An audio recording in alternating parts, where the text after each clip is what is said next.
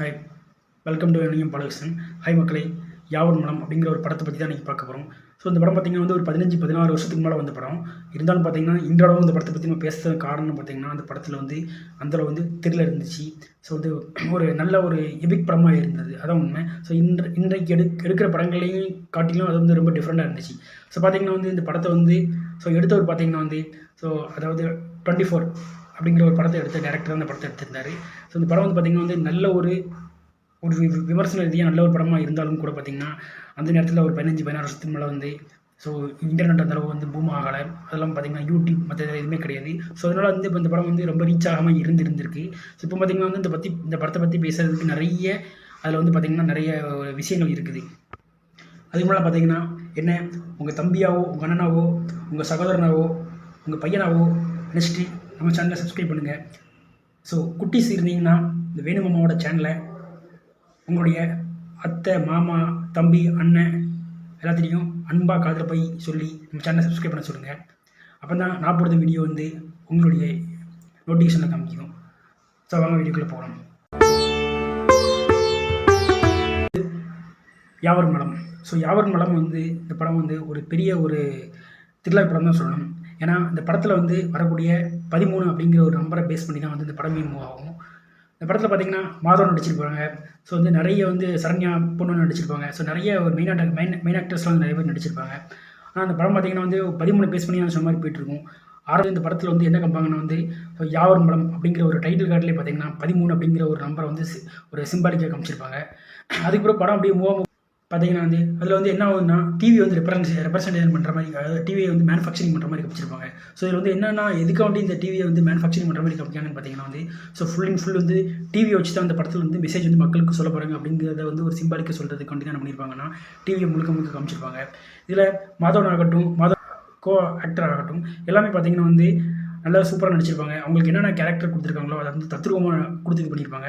So இதில் பார்த்திங்கன்னா வந்து ஒரு சில இடங்களில் வந்து நம்மளுக்கு வந்து லாஜிக் வந்து பொருந்தாமல் இருந்தாலும், அதாவது நம்ம வந்து பேய் படம் அப்படிங்கிறது பார்க்கும்போது பார்த்திங்கன்னா வந்து நம்ம வந்து அதெல்லாம் வந்து எதிர்பார்க்கக்கூடாது. ஸோ வந்து நம்ம வந்து அவருக்கு ஒரு அண்ணன், ஒரு தங்கச்சி, அப்புறம் அவங்க அம்மா. ஸோ இந்த மாதிரி பார்த்துக்கிட்டிங்கன்னா உங்களுக்கு 2 குழந்தைங்க பேர், அதில் வந்து 6 பேர் வந்து பெரியவங்க, 2 பேர் சின்னவங்க. 13வது ஃப்ளோரில் அதாவது 13B அப்படிங்கிற ஒரு வீட்டில் இருக்கிறாங்க. ஃபஸ்ட்டே நான் சொன்னபோது பார்த்திங்கன்னா வந்து டைட்டில் கார்டு போடும்போதே வந்து 13 அப்படிங்கிற இதில் வந்து காமிச்சிருக்கும் அந்த யாவர் மலம் அப்படிங்கிறதுல. அதுக்கப்புறம் பார்த்திங்கன்னா வந்து அவங்க வீட்டோடைய டோர் நம்பரும் 13. அவங்க வீட்டில் ஒரு டிவி இருக்கும். அந்த டிவி பார்த்திங்கன்னா வந்து அது வந்து பார்த்திங்கன்னா 13 அப்படிங்கிற ஒரு எண்ணை கொண்டிருக்கும். அதில் வரக்கூடிய அந்த எபிசோட்னு பார்த்திங்கன்னா வந்து அதுவும் வந்து 13ஆம் நம்பர் சேனலில் தான் அந்த எபிசோட் வந்து அவங்க வீட்டில் ஃபஸ்ட்டு வந்து இந்த அந்த பூஜை அலமாரில் வந்து பார்த்திங்கன்னா பூஜை ஃபோட்டோ மாட்டுறதுக்கு வேண்டி, சாமி படம் மாட்டுறதுக்கு வேண்டி வந்து ஆணி அடிக்க போகும். ஆணி அடிக்கும் போது பார்த்திங்கன்னா வந்து ஆணி உள்ளே இறங்காது. ஸோ ஆணி உள்ளே இறங்காமல் இருக்கிறதையும் பார்த்திங்கன்னா வந்து அதுவும் வந்து அந்த பேய் இருக்குது அப்படிங்கிறத வந்து சிம்பலிக்கு காமிச்சிருப்பாங்க. அதையும் பார்த்திங்கன்னா வந்து அவர் வந்து என்ன பண்ணுவார்னா வந்து ஃபஸ்ட்டு வந்து ரொம்ப வந்து அது வந்து ஒரு இதாக இருக்கும் அப்படிங்கிற மாதிரி நினச்சி என்ன பண்ணுவார்னா வந்து ஆணி அடிக்க போவார். ஆணி அடிக்க போகும்போது என்ன ஆகணும் வந்து கையில் அடிபட்டுரும். அடிப்பட்டதுக்கு அப்புறமாட்டு வந்து அந்த அடிப்பட்ட பெட்லேருந்து வரக்கூடிய ரத்தமும் பார்த்திங்கன்னா வந்து 13B அப்படிங்கிற மாதிரி அந்த 13 ரெப்ரசன்டேட் பண்ணுற மாதிரி தான் பார்த்திங்கன்னா வந்து அந்த ரத்தம் வந்து கீழே ஊற்றிருக்கும். அதுக்கப்புறம் வந்து அவங்க பக்கத்து வீட்டில் வந்து ஒருத்தர் குடியிருப்பார். அவர் வந்து கொஞ்சம் வயசானவர்.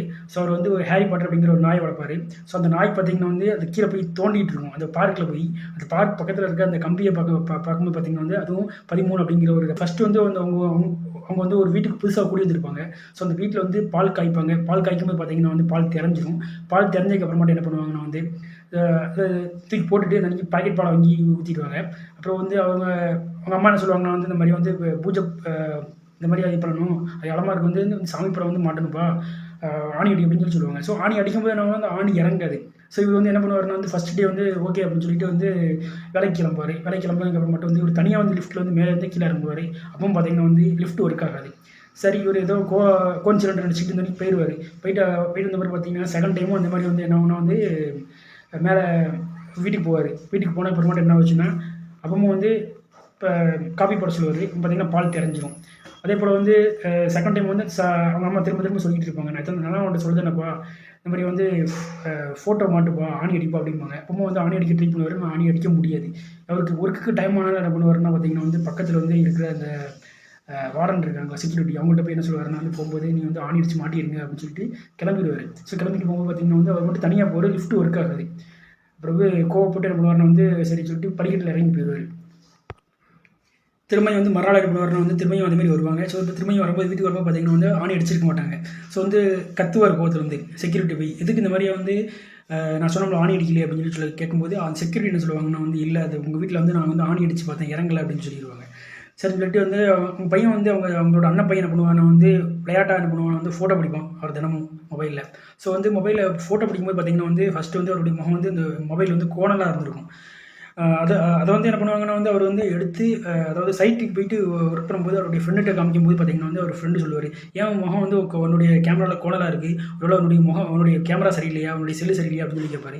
அவரும் அதை பெருசாக எடுத்துக்க மாட்டார்.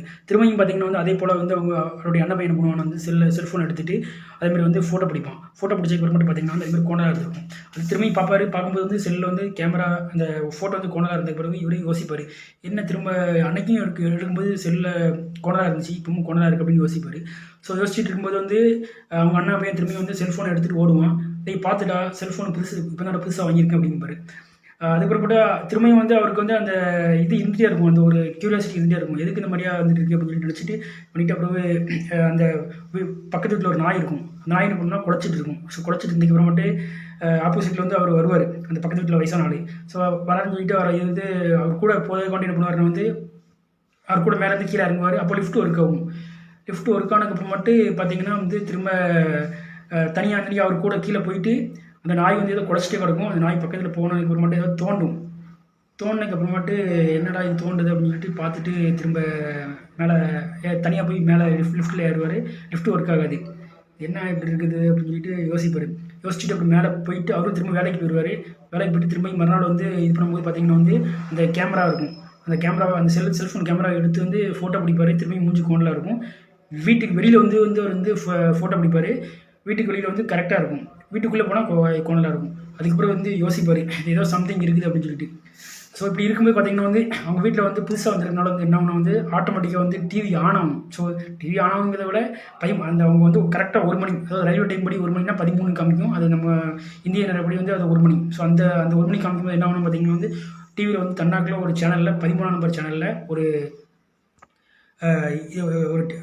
என்ன சொல்கிறது ஒரு டெலிகாஸ்ட் பண்ணுவாங்க ஒரு ப்ரோக்ராம். அது பார்த்தீங்கன்னா வந்து யாவர் மலம் அந்த டெலிகாஸ்ட் அந்த இது பேர் அந்த ப்ரோக்ராம் பேர் பார்த்தீங்கன்னா வந்து யாவர் மலம்.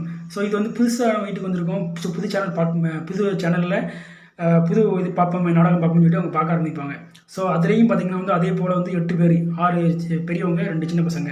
ஸோ அவங்க வீட்டில் இருக்கிற மாதிரியே வந்து எல்லாமே வரும். ஸோ அதில் வந்து பார்த்தீங்கன்னா வந்து அதில் என்ன ஆகுனா அதில் இருக்கிற அவங்க அண்ணனுக்கு, அதாவது அதில் வந்து அவங்களுக்கு 2 பையன், ஒரு பொண்ணு, ஒரு மருமகா, 2 மருமகா, 2 பேர் பேரம்பத்தி அப்படி இருப்பாங்களா. ஸோ அதே போல் இருந்திருக்கும். அதில் வந்து மூத்த பையன் என்ன பண்ணியிருப்பானா வந்து இந்த மாதிரி வந்து அவங்க 2 பேருமே பார்த்தீங்கன்னா வந்து இஎம்ஐக்கு தான் வீடு வாங்கியிருப்பாங்க.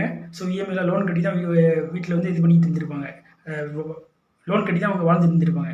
ஸோ அதில் வந்து பார்த்திங்கன்னா பெரிய பையனுக்கு வந்து ப்ரமோஷன் ஆகிருக்கும். ப்ரமோஷன் ஆனதுக்கு அப்புறமாட்டு எனக்கு வந்து ப்ரமோஷன் ஆகிட்டு இப்போ இஎம்ஐலாம் நம்ம அடைச்சிடலாம் அப்படின்னு அந்த நாடகத்தில் வந்து வர இதில் வந்து சொல்லுவாங்க. ஸோ அதே மாதிரி பார்த்துக்கு அப்புறமாட்டு அதே மாதிரியே நிஜமாகவே நடக்கும். ஸோ இதுலேயும் பார்த்திங்கன்னா அவருடைய பெரிய பையனுக்கு என்ன ஒன்று வந்து இது மாதிரி வந்து இது இன்க்ரிமெண்ட் போட்டிருப்பாங்க. ஸோ அவனும் அந்த மாதிரி வந்து சொல்லுவார் வரும், இந்த மாதிரி வந்து எனக்கு வந்து இன்க்ரிமெண்ட் போட்டாங்க, ஸோ நம்ம வந்து வீட்டில் உள்ள இந்த இஎம்ஐ கடன்லாம் அடைச்சிக்கலாம் அப்படின்னு சொல்லுவார். ஸோ அதே மாதிரி பார்த்தீங்கன்னா திரும்ப அதில் வந்து அவருடைய ஒய்ஃபுக்கு வந்து கன்சீவ் ஆன மாதிரி காமிச்சிருப்பாங்க. இதுலேயும் நிஜமாகவே அவருடைய ஒய்ஃபு கன்சீவ் இருப்பாங்க. ஸோ இந்த மாதிரியே வந்து அவருக்கு வந்து அடிபட்டுருக்கும் கையில். என்னென்னா வந்து அந்த ஆணி அடிக்கும்போது கையில் அடிபட்டு ரத்தம் வந்துச்சு. ஸோ ஏற்கனவே இது போட்டிருப்பாரு, அதாவது பேனட் போட்டிருப்பாரு. அதே போல் திரும்ப நைட்டு போல் தூங்கும்போது பார்த்தீங்கன்னா வந்து ஏதோ லைட் வந்து விட்டு எரியும் பாத்ரூமில். பார்த்தீங்கன்னா அது சுவிட்ச் ஆஃபில் தான் இருக்கும். என்ன போய் பார்க்க போயிருப்பார். லைட்டை வேகமாக ஆஃப் பண்ணி ஆன் பண்ணி இப்போ மாற்றி போடும்போது என்ன வந்து பல்பு வெடிச்சிடும். பல்பு வெடிச்சு இப்போ மட்டும் என்னன்னா தலையில் ஒரு பேண்டேட் போட்டிருப்பாரு. ஸோ அது வந்து டிவிலே காமிச்சிருப்பாங்க.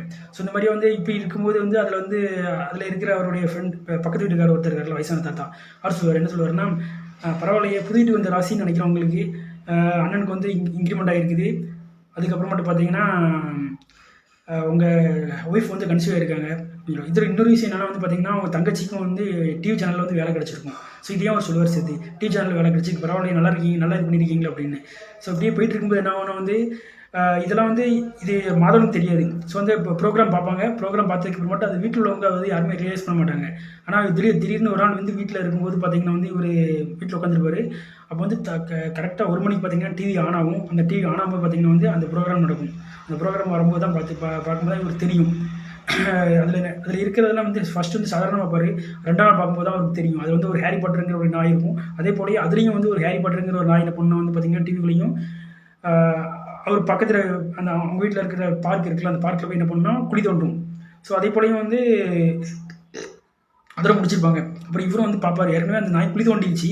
அது ஒரு டைம் பார்த்துருக்காரு. 2வது டைம் பார்க்கும்போது அதே மாதிரி அவங்க வீட்டில் அந்த அவருடைய பக்கத்து வீட்டில் இருக்கிற ஒருத்தர் இருப்பார், வயசானவர். அவர் கூட போய் கீழே பார்க்கில் உட்காந்துருப்பாரு. போகும்போது நாய் வந்து குழி தோண்டும். குழி தோண்டினதுக்கு அப்புறமாட்டு இவர் வந்து மாதவனுக்கு அது ஞாபகம் வரும். ஞாபகம் வந்தோடனே அவர் என்ன நினச்சிருப்பாருன்னா சாதாரண நினச்சிட்டு போயிடுவார். திரும்ப தூங்கிட்டு இருப்பார் மேலே நைட்டு போல். தூங்கிட்டு இருக்கும்போது தான் அந்த நாடகத்தில் நடந்ததும் இதுவும் அவருக்கு வந்து ஒன்று போல வந்து கன்சிடர் ஆகும்.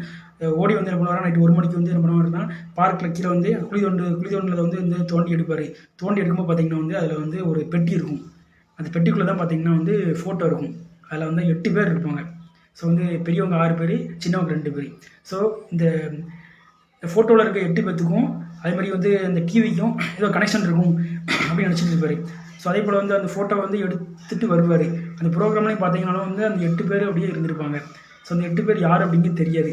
ஸோ வந்து 8 பேர் ப்ளஸ் இந்த வீட்டில் இருக்கிற டிவி, அதே போல் வந்து ஃபோட்டோ பிடிச்சோம்னா வந்து செல்லில் வந்து நம்ம முகம் வந்து வித்தியாசமாக இருக்குது அப்படின்னு அதெல்லாம் நினச்சி இது பண்ணிகிட்டு இருப்பார். அப்போ தான் இன்டர்வியூன்னு காமிப்பாங்க. ஸோ இதுக்கப்புறம் என்ன ஒன்று வந்து அவருடைய ஃபேமிலி டாக்டர் ஒருத்தர் இருப்பார். அவருடைய பேர் வந்து பாலு. ஸோ அந்த பாலு இருக்கார்ல, ஸோ அவர்கிட்ட வந்து என்ன பண்ணுவாருன்னா இந்த நடந்த விஷயங்கள்லாம் சொல்லுவார். சொல்லும்போது பார்த்தீங்கன்னா வந்து அவர் என்ன பண்ணுவார்னா வந்து அவருக்கு வந்து ஒரு தம்பி இருப்பார். அந்த தம்பி வந்து ஆக்சிடென்ட்டில் இறந்து போயிருப்பார். ஸோ அப்போது இந்த ஆவிகள்லாம் வந்து இருக்கும். ஸோ அதனால் வந்து அந்த தம்பி இறந்தனால என்ன பண்ணுவார்னா வந்து அந்த ஆவிகள்லாம் பற்றி வந்து ரிசர்ச் பண்ணுவார். ஸோ வந்து அவர் கேட்கும்போது வந்து அவர்கிட்ட வந்து சொல்லும்போது எப்படி சொல்லுவார்னா வந்து அவருடைய ஃப்ரெண்டு ஒருத்தர் இருப்பார். அதாவது மாதவனுடைய ஃப்ரெண்டு ஒருத்தர் வந்து சிவான் இருப்பார். அந்த சிவா வீட்டில் வந்து எல்லாம் நடந்த மாதிரியே வந்து அவர் சொல்லுவார், மாதவன் சொல்லுவார். ஆனால் அவர் வந்து அதுக்கு வந்து என்ன சொல்யூஷன் சொல்லுவாருன்னா வந்து ஸோ அந்த டிவியில் என்ன காமிக்கிறாங்க, இதுக்கு சம்மந்தப்பட்டவங்க யார், அவங்கள எல்லாத்தையும் பார்த்து பேசிட்டு அதுக்கு உண்டான ஒரு சொல்யூஷன் கண்டுபிடிக்க அப்படிங்கிற மாதிரி சொல்லியிருப்பார். இதில் இன்னொரு விஷயம் என்னென்ன பார்த்தீங்கன்னா வந்து அவருடைய ஃப்ரெண்டு ஒருத்தரை காமிப்பாங்க. அவர் தான் சிவா. ஸோ அந்த சிவா பார்த்தீங்கன்னா வந்து அதுலேயும் வந்து அவர் வந்து போலீஸில் பார்ப்பார். ஸோ அதுலேயும் பார்த்தீங்கன்னா வந்து அந்த சீரியல்லையும் பார்த்தீங்கன்னா வந்து அவருடைய அந்த அம்மாவோட 2வது பையன், அதாவது அந்த 2வது பையன் தான் வந்து மனோகர். ஸோ அதுதான் வந்து நம்ம மாதவனுடைய கேரக்டர். அந்த மாதவனுடைய கேரக்டரில் வரக்கூடிய அந்த ஃப்ரெண்டுக்கும் வந்து ஒரு போலீஸ் இருப்பாங்க. ஸோ அவங்க அந்த போலீஸை வந்து காமிச்சிருப்பாங்க. அன்றைக்கி பார்த்தீங்கன்னா அந்த போலீஸ் வந்து வந்திருப்பாங்க. போலீஸ் வந்ததுக்கப்புறமாட்டு என்ன ஆகும் பார்த்தீங்கன்னா வந்து அது திடீர்னாப்பில் வந்து அவருக்கு வந்து மேலே வரும்போது தலையில் இடிச்சிடும். தலையில் இல்லை கண்ணில் தான் விழுந்துடும். கண் வந்து கசக்கிட்டே உள்ளே வருவார். உள்ளே வந்தோடனே எல்லோரும் வீட்டில் உள்ளவங்களாம் வாங்க அப்படிம்பாங்க.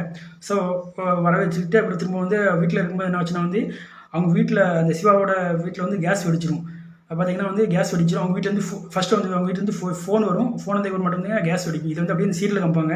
நிஜமாவே பார்த்தீங்கன்னா வந்து அதே போல் வந்து அந்த போலீஸ் ஆஃபீஸர் வந்து அவங்க வீட்டுக்கு வருவார், சிவாங்கிறவர். இவன் வந்து இதெல்லாம் மாதவன் வந்து பார்த்துட்டே இருப்பார்.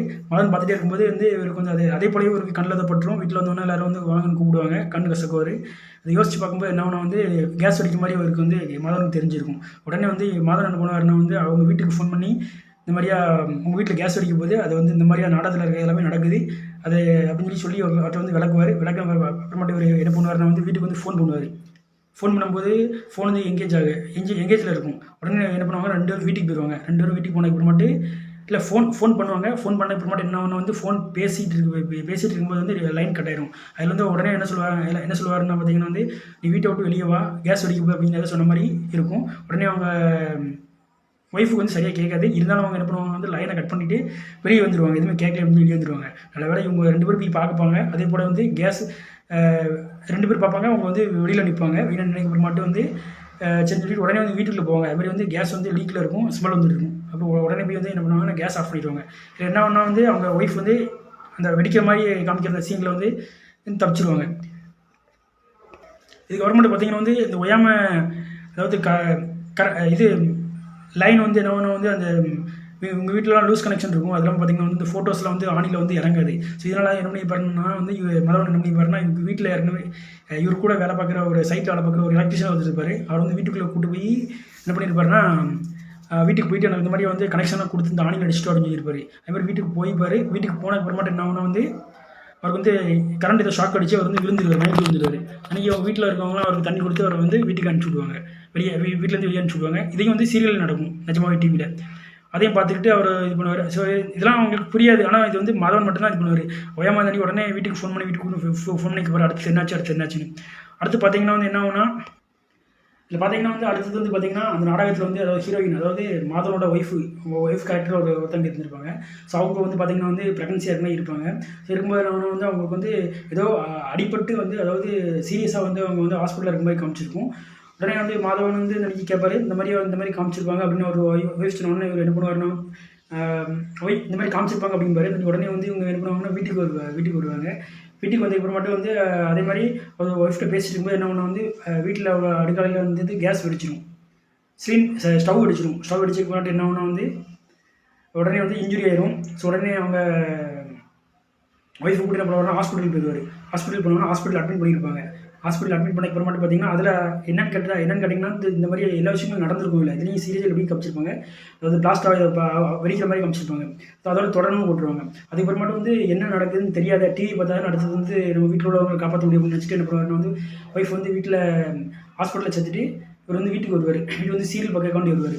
சீரியல் பார்க்க கொண்டு வரும்போது என்ன ஆகணும் பார்த்தீங்கன்னா வந்து அதில் வந்து டாக்டர் என்ன சொல்லுவாங்கன்னா இந்த மாதிரி வந்து எல்லாமே சேஃபு, கடவுள் புண்ணியத்தால் வந்து அந்த குழந்தை வந்து அபாசனம் ஆயிடுச்சு, ஆனால் வந்து ஒய்ஃபை காப்பாற்றிட்டோம் அப்படின்னு சொல்லுவாங்க.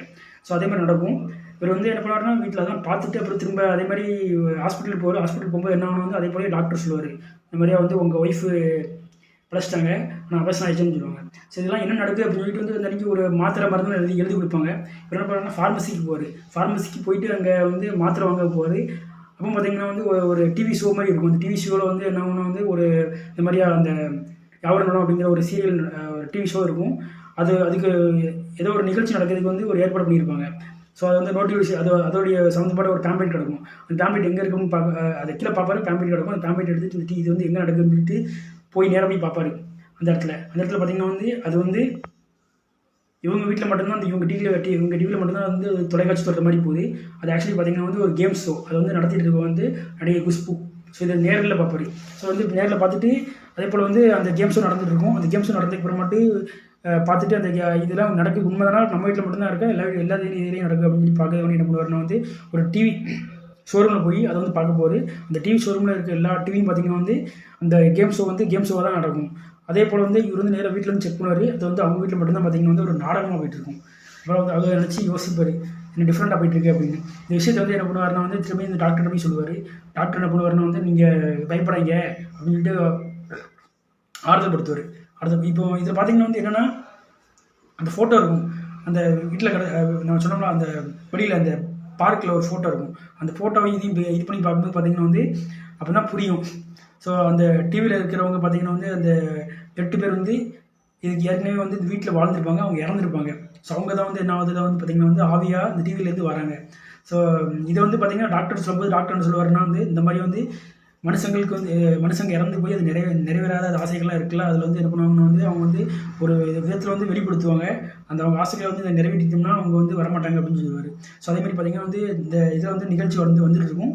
அதேமாதிரி பார்த்திங்கன்னா அந்த 8 பேர் பார்ப்பாங்க. அந்த 8 பேருக்கு வந்து ஃபோட்டோ கிடச்சிருக்கலாம். அந்த 8 பேர் பார்த்திங்கன்னா டிவியில் உள்ளவே அந்த நாடகத்துலேயும் வர 8 பேர் ஒன்று கூட இருப்பாங்க. மதம் புரிய வரும். அப்புறம் அவங்க என்ன சொல்ல வராங்க அப்படிங்கிறத வந்து அவர் கேட்பார். இதே போல் வந்து வந்துகிட்டே இருக்கும். அது வந்து ஒரு பொண்ணு செய்தி வச்சுட்டு இருக்கும். அது பார்த்திங்கன்னா வந்து அவருடைய தங்கச்சி மாதிரி இருக்கும். ஸோ என்னென்னா அந்த பொண்ணு அது வந்து செய்தி வசிக்கிற பொண்ணு பேர் சித்ரா. ஸோ அந்த பொண்ணை வந்து என்ன பண்ணியிருப்பாங்கன்னா வந்து அந்த பொண்ணு வந்து அதாவது மாப்பிள்ளை பார்க்கறதுக்கு வந்து ஒரு வக்கீல் மாப்பிள்ளை தான் வந்து வந்திருப்பாங்க. ஸோ வக்கீல் மாப்பிள்ளை வந்து வந்திருப்பாங்க. ஆனால் வந்து அந்த பொண்ணை வந்து ஒன் சைடாக வந்து ஒருத்தர் லவ் பண்ணுவார். அந்த பொண்ணு என்ன சொன்னால் நான் பிடிக்க மாட்டேன், ஒன்று எனக்கு பிடிக்கல அப்படின்னு சொன்னதுக்கு மாட்டேன். இந்த பொண்ணு அந்த ஆள் பண்ணுவாருன்னா தற்கொலை பண்ணிக்கிடுவார். நிஜமாக பார்த்தீங்கன்னா வந்து அந்த டாக்டரோட தம்பி தான் இவர். ஸோ இதெல்லாம் தெரியாமல் இருக்கும். ஸோ இந்த விஷயங்கள்லாம் தெரிஞ்சதுக்கு அப்புறமாட்டம் என்ன ஆகணும் வந்து அதுக்கப்புறமேட்டு டாக்டருக்கு இந்த விஷயங்கள்லாம் தெரிய வரும். டாக்டருக்கு இந்த விஷயங்கள்லாம் சொன்னதுக்கு மட்டும் தெரிய வரும். அப்புறம் வந்து அவர் நார்மலாக நினச்சிப்பார். அன்றைக்கி சொல்லிட்டு அப்புறம் போய் கடைசியில் வந்து டிவியில் வந்து என்னெல்லாம் நடக்குதுன்னு திரும்ப வந்து ஃபைனலைஸ் பண்ணி பார்க்கும்போது இவர் என்ன பண்ணுவார்னா பார்ப்பார் மாதவன். கடைசியில் பார்க்கும்போது பார்த்திங்கன்னா வந்து கடைசியில் வந்து ஃபைனல் டேயில் வந்து தன்னால் தான் வந்து தன்னுடைய குடும்பமே வந்து பாதிப்பு உள்ளாக போகுது அப்படிங்கிற மாதிரி வந்து தெரிய வந்துடும். ஸோ வந்து அப்படிங்கும்போது என்ன ஆகுனா வந்து சரி நம்மளால் தான் நம்ம குடும்பம் வந்து பாதிக்கப்படுது அப்படின்னு நினச்சிட்டு டாக்டர்கிட்ட என்ன பண்ணுவார், இந்த மாதிரியா கன்சல்டேஷன் கொடுத்துட்டு இந்த மாதிரியா டாக்டர் இந்த மாதிரியா நீங்கள் வந்து ஒரு ஃப்ளைட் டிக்கெட்டு நான் வாங்கி தரேன், எங்கள் வீட்டில் போய் கொடுத்துருங்க, நீங்கள் எல்லாருமே கிளம்பிடுங்க, நானும் சிவா மட்டும் இங்கே இருந்து கொடுத்தோம் அப்படின்னு சொல்லிட்டு சிவா நான் என்ன சொன்னாலும் நீ கதவை திறக்காத, நீ என்னை உள்ளே போட்டு பூட்டி அப்படின்றது. அதே மாதிரி வந்து உள்ளே போட்டு பூட்டிட்டு வர ஃப்ரெண்டு.